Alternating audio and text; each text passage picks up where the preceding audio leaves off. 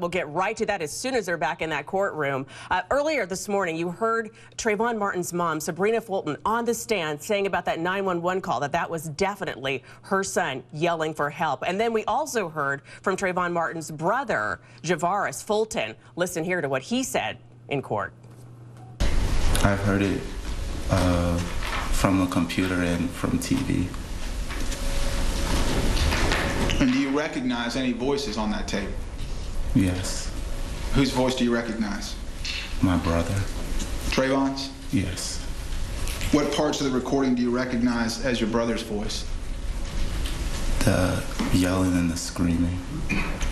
Had you ever heard Trayvon Martin yell or scream as the two of you were growing up? I've heard him yell, but not like that, but yes. All right, and joining us to talk about this, my colleague Mike Galanos, Vinny Politan, host of After Dark, and Hiram College professor Jason Johnson. Vinny, what did you make of that testimony?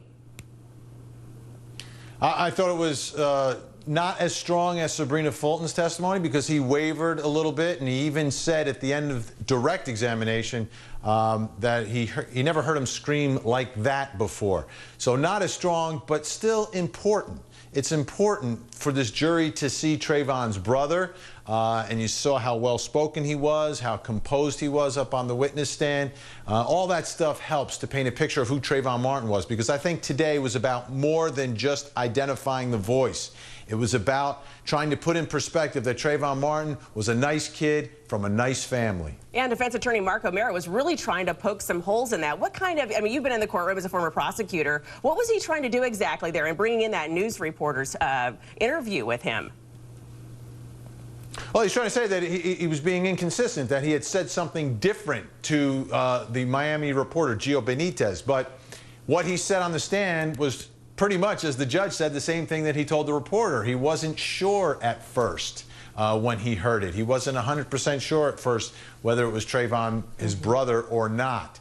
And what he testified in direct was, now after listening to it 10, 15 times, he seems more sure at this point that it was, in fact, his brother's voice on that phone. Now, the other thing that he said in qualifying his initial impressions of it all, and we'll see what the jury makes of it, is that the state of mind that he was in, he didn't want to believe it was his brother. And, you know, there's a lot of factors that go into all of this. You know, you don't want to think that your brother was screaming and begging for his life at the moment just before he got shot and killed.